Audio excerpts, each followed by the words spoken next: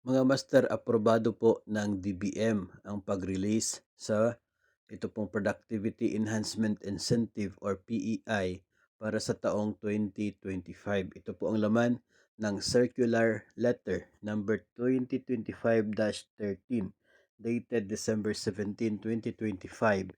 No, dito po ay pinapayagan ng DBM ang pag-grant ng PEI para sa taong 2025. Isa po sa mga hinihintay ng maraming government personnel dahil nga lagpas na po sa December 15.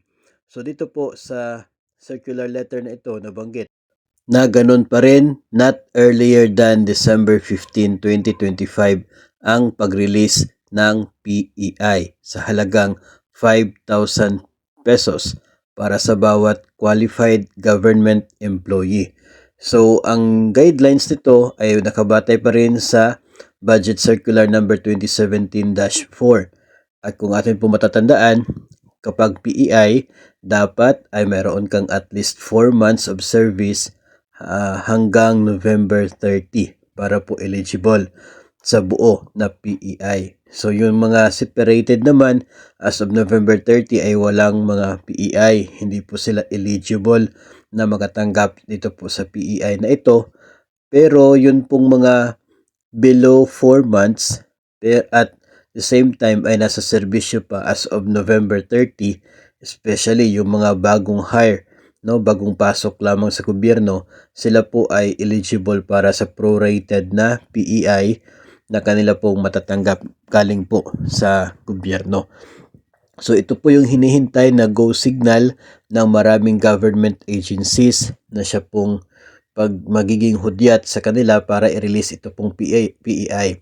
Kung matatandaan ay last year 2024 naglabas ang Pangulo ng EO61 kung saan po ay sinuspende ang implementation ng AO25, EO80 na siya pong mga bases ng PEI, no, included po ang PEI. So sinuspende ang implementation kaya lamang ngayong 2025 ay approve naman sa budget. So kasali naman sa budget ng 2025 ang para sa PEI kaya positive tayo na ibibigay talaga siya.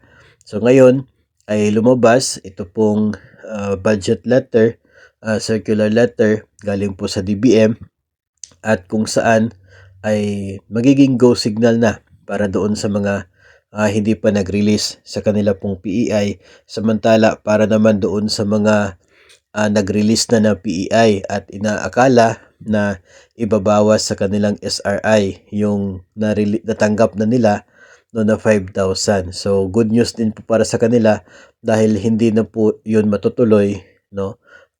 Kasi nga eligible sila doon sa natanggap nila na PEI kaya walang magiging 5,000 deduction galing sa SRI kapag dumating man po. So magandang balita para sa lahat po ng mga kawani ng gobyerno dahil alam po natin magpapasko na po by next week. So malaking bagay ito pong 5,000 pesos na PEI na ito.